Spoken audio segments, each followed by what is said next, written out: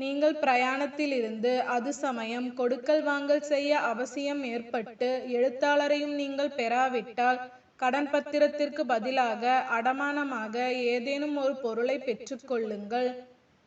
இதில் உங்களில் ஒருவர் ஈடின்றி கடன் கொடுக்கவோ விலை உயர்ந்த பொருளை சொற்பத் தொகைக்காக அடமானம் வைக்கவோ ஒருவரை நம்பினால் நம்பப்பட்டவர் தன்னிடம் இருக்கும் அடமானத்தை ஒழுங்காக கொடுத்து விடவும், மேலும் தன்னுடைய இறைவனாகிய அல்லாஹுவுக்கு மிகவும் பயந்து நீதமாக நடந்து கொள்ளவும். தவிர அடமானத்தை எவரேனும் மோசம் செய்ய கருதினால் உங்களுடைய சாட்சியத்தை நீங்கள் மறைக்க வேண்டாம். எவரேனும் அதனை மறைத்தால் அவருடைய உள்ளம் நிச்சயமாக பாவத்திற்குள்ளாகி விடுகின்றது. மனிதர்களே, நீங்கள் செய்யும் அனைத்தையும் அல்லாஹ் நன்கறிவான். ஏனென்றால் வானங்களிலும் பூமியிலும் உள்ளவை அனைத்தும் அல்லாஹுவுக்கு உரியனவே. உங்கள் மனதில் உள்ளவற்றை நீங்கள் வெளியிட்டாலும் அல்லது மறைத்து கொண்டாலும் அவற்றை பற்றியும் அல்லாஹ் உங்களை கேள்வி கேட்பான்.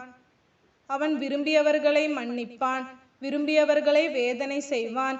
அன்றி அல்லாஹ் அனைத்தின் மீதும் மிக ஆற்றலுடையவன்.